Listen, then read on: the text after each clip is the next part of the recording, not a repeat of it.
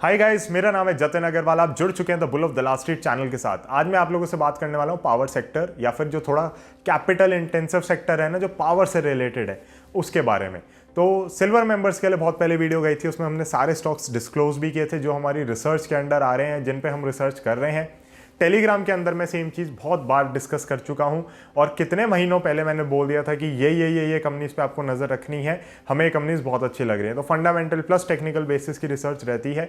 तो अब हुआ क्या है ना कि उन लेट से 8-10 कंपनीज में से कुछ क्लाइंट्स को दे दी गई हैं, कुछ हमने खरीदी हैं, एंड एलोकेशन जिस हिसाब से जिसकी है उसको रेकमेंड करा गया है। तो आपको रेकमेंडेशन नहीं माननी, आपको ये भी ज़रूरी है जानना कि ये सारी कंपनीज हमारे पोर्टफोलियो का पार्ट हैं और ये सारी कंपनीज ही चल चुकी हैं। ऐसा नहीं है कि इनमें से कोई सा भी नहीं चला है। बट क्या होता है कि अब इन कंपनीज के ऊपर हमें कॉन्फिडेंस धीरे धीरे आता जा रहा है, हमें समझ आता जा रहा है कि कौन सी किधर एक्सपैंड करेगी। ऑल्सो जब हमने इस पर रिसर्च स्टार्ट करी थी तो सबसे बड़ा रिस्क ये था कि ये क्योंकि पहले से बहुत परफॉर्म कर चुकी हैं, क्या इनके अंदर एक रैली कंटिन्यू होने वाली है, नहीं होने वाली। तो सबसे बड़ा क्वेश्चन मार्क था। बट कहीं ना कहीं गवर्नमेंट की पॉलिसीज हिसाब से चेंज हुई हैं जो इनको पॉजिटिव बूस्ट दे रही हैं, और हमें लग रहा है कि जिस हिसाब से कंपनीज ग्रो कर रही हैं या जिस हिसाब से इनके इश्यूज रिजॉल्व होते हुए हमें बैक एंड पे दिख रहे हैं, वो कहीं ना कहीं एक इनको नेक्स्ट लेग ऑफ ग्रोथ पे डाल सकता है कंपनीज को। और एक अगर अच्छी ग्रोथ इन कंपनीज के अंदर आती है तो वो ग्रोथ आपको स्टॉक प्राइस में भी दिखेगी। तो ये कंपनीज कौन सी हैं? इन कंपनीज में आपको मैं ये बता दूं कि मेरी कोशिश रहेगी कि नेक्स्ट मंथ या नेक्स्ट टू नेक्स्ट मंथ से मैं आप लोगों के लिए स्टॉक एनालिसिस इन कंपनीज के ऊपर भी लेकर आ सकूं। इनके अंदर जो आपके सिमिलर से नेम्स हैं, जो सुने हुए नेम्स हैं, वो रहेंगे जैसे टाटा पावर हो गई, बोरोसिल रिन्यूएबल्स हो गई जो कि सोलर पैनल्स के अंदर हो गई। कहीं ना कहीं आपके पास केपेक्स साइड पे जो हैवी कंपनीज हैं, ABB India, Thermax, Hitachi energy again smart grids वगैरह बहुत जगहों पे काम कर रही है। तो इस टाइप की कंपनीज हो गई। ये कंपनीज भी बहुत इंटरेस्टिंग लगती है। एथेनॉल का अगर हम जरा भी नाम इन दिनों सुनते हैं तो बड़ा दिखते हैं हमें, चीनी के शेयर दिखते हैं, बट हमें प्राज इंडस्ट्रीज भी दिखता है जो कि एथेनॉल की स्टोरी का डायरेक्ट बेनिफिशियरी है और कहीं ना कहीं एनेबलर भी है स्टोरी का। फिर यहाँ पे अडानी ग्रुप की भी काफ़ी सारी कंपनीज है, like Adani transmission, Adani power and Adani total gas. तो ये कंपनीज भी बहुत एक्साइटिंग लगती हैं। उसके बाद अगर आप इसके अंदर डीप डाइव करें तो कुछ छोटी छोटी कंपनीज भी हैं जिनके मैं नाम नहीं लेना चाहूँगा क्योंकि वो हमने कोई बड़े एलोकेशंस में उठाई नहीं है और उसका कोई फ़ायदा नहीं बोलने का। बट जो बाकी कंपनीज हो गई जो हमने डिस्कस करी हैं और किसी ना किसी एलोकेशन में डिपेंड करता है कि किसके पास है किसके पास नहीं है। Again these are not investment advice for you guys, but ये सेक्टर मुझे लग रहा है आपको मिस नहीं करना चाहिए। अब क्यों मिस नहीं करना चाहिए? इसके अंदर जो रैली है वो तेज़ होती जा रही है, हम इसको एज बास्केट प्ले कर रहे हैं। तो ये मैं आपको ओपनली बता रहा हूँ कि इंडिविजुअल बहुत ही कम आपको देखने को मिलेगा कि किसी को रेकमेंड किया गया एक का दुक्का स्टॉक। नॉर्मली सबको 5-6 स्टॉक्स की बास्केट दी गई है डिपेंडिंग अपॉन वैल्यूएशन जो उस समय चल रही थी उन कंपनीज की। बास्केट से होता क्या है ना कि अगर एक स्टॉक खड़ा हो जाएगा, 2-3 चल रहे हैं, तो हमें लगेगा कि हाँ भैया हमारा जो सेक्टर का थीम है वो प्ले होता हुआ दिख रहा है, हमें चल रही हैं चीज़ें। इसके अंदर रिस्क भी बहुत बड़ा है क्योंकि गवर्नमेंट पॉलिसीज़ का कहीं ना कहीं डायरेक्ट इंपैक्ट रहने वाला है। अगर गवर्नमेंट की कुछ भी पॉलिसी चेंज होती है हल्की फुल्की यहाँ वहाँ, तो हो सकता है कि कंपनीज हिट ले जाए। तो इसलिए हम बहुत ज़्यादा केयरफुल होकर चल रहे हैं। ऑल्सो कुछ कंपनीज में हमें वैल्यूएशन बड़ी महंगी लग रही थी, बट हमें लग रहा था कि मूवमेंट जारी रहेगा, तो कहीं ना कहीं इस पर हम दिमाग लगाते रहें और उसी बेसिस पे बाइंग करते रहें। आप में से कुछ लोग होंगे जो कहेंगे कि IEX भी इसका बेनिफिशियरी हो सकता है, तो बिल्कुल हो सकता है। Indian energy exchange also looks very very good, but depend करता है कि किसको क्या दिया गया है, किसको क्या नहीं दिया गया। पर्सनली क्या मेरे पोर्टफोलियो में IEX है या फिर मेरे घर में किसी के पोर्टफोलियो में IEX है?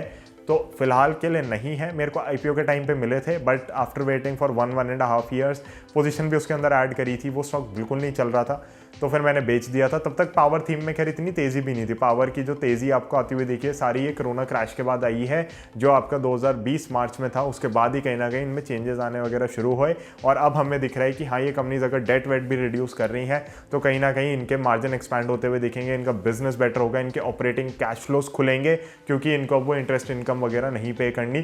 ऑल्सो गवर्नमेंट ने क्या कहा है कि अब आप लोगों को पेमेंट थोड़ा टाइम पे मिला करेगी। पहले बहुत बार होता था कि गवर्नमेंट की तरफ से पेमेंट डिले हो रही है। Again government can never default, they can only delay your payment, but अगर हमें पैसा टाइम पे नहीं मिल रहा तो हम तो आगे डिफॉल्ट कर सकते हैं।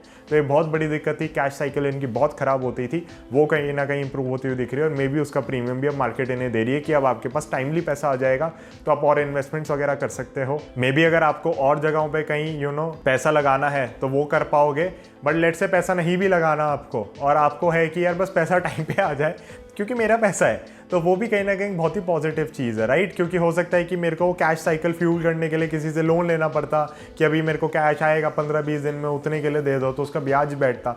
तो वो सारी चीज़ें हमें रिजॉल्व होती हुई दिख रही हैं। इसके अंदर मेरी पूरी कोशिश रहेगी कि आप लोगों के लिए मैं डिटेल्ड स्टॉक एनालिसिस बना सकूं एक एक स्टॉक पे, बट उसके लिए मेरे को काफ़ी स्टडी करनी पड़ेगी, मुझे यश से काफ़ी डिस्कशन करना पड़ेगा, because Yash is the one who took on the power sector, और उसकी रिसर्च जो पूरी है यश ने कंप्लीट करी है, सारे बिजनेसेस इंडिविजुअली यश ने समझे हैं। तो वो सारी चीज़ें देखेंगे, समझेंगे इनके अंदर। लेकिन आपको सबसे ज़्यादा इंपॉर्टेंट क्या है फॉलो करना, तो ये कह सकते हो आप जतिन, ये तो तुमने बहुत सारी चीज़ें यहाँ पे बता दी, कंपनीज भी चलो बता दी, एंड स्टॉक्स इंटरेस्टिंग है, हमें अच्छा लग रहे हैं, बट फॉलो क्या करना है, क्या स्टोरी है। तो स्टोरी फंडामेंटली तो देखो अच्छी है, और आप जितनी पढ़ोगे आपको दिखने लग जाएगी। टेक्निकल बेसिस के लेकिन स्टॉप लॉस इसके अंदर रखने बहुत ज़्यादा ज़रूरी हैं। टेक्निकल बेसिस के स्टॉप लॉस क्यों नहीं चाहिए?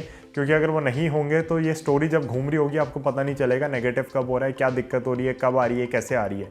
तो इन स्टॉक्स पे जिन पे हमें फंडामेंटली स्टोरी पसंद है, राइट, इंडिविजुअली कंपनीज भी हमें अच्छी लगती हैं, बड़ी सोच समझ के निकाली हैं कंपनीज 8-10 जो भी हैं, बट इन पे टेक्निकल स्टॉप लॉस बहुत ज़्यादा ज़रूरी है, because we do not know कि ये जो एक इनके टेल विंड्स लगी हुई हैं वो कब खत्म हो जाए। तो इसलिए इन कंपनीज के अंदर आप अगर काम करना चाहते हैं, एक टेक्निकल बेसिस का स्टॉप लॉस लेके चलें और उसी के बेसिस पे काम करें। अगर आपके पास टेक्निकल बेसिस का स्टॉप लॉस नहीं है तो आई थिंक आपको इसके अंदर बहुत मार पड़ सकती है, और अगर है तो मेरे ख्याल से आप बहुत ज़्यादा पैसा कमा सकते हैं।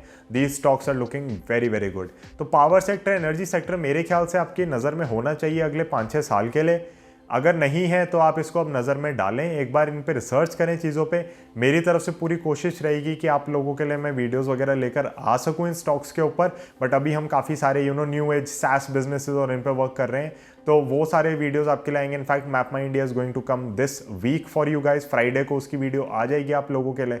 तो मेरा फोकस अभी इस समय इधर ही है, इन्हीं चीज़ों पे है। तो guys that would be it. मैं इसके अंदर बस आप लोगों की थोड़ी नज़र डालना चाह रहा था पावर एंड एनर्जी सेक्टर पे, एंड मैं आपको कहना चाह रहा था कि जो कंपनीज हमने बाय करी हैं या कहीं ना कहीं हमारी रिसर्च का पार्ट है वो हमें अब अच्छी लग रही हैं।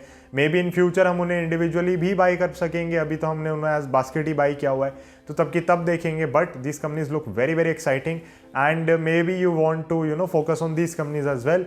इसके अंदर मैं कोई ऐसी बास्केट अलग से बना के आप लोगों को नहीं दे रहा हूँ, because every individual is different, and आपको देखना है कि आपको क्या चीज़ सूट करती है क्या नहीं करती। So again this video is not an investment advice. अगर आप इन्वेस्टमेंट एडवाइजरी सर्विसेज लेना चाहते हैं तो I have a firm by the name of Money Craft. I am a cofounder over there, and Money Craft is a SEBI registered investment advisory firm, so we can help you and we can guide you. So thank you so much for listening, thank you so much for staying connected with the Bull of the Last Street channel. I'll see you in the next one. Bye bye, Jai Hind.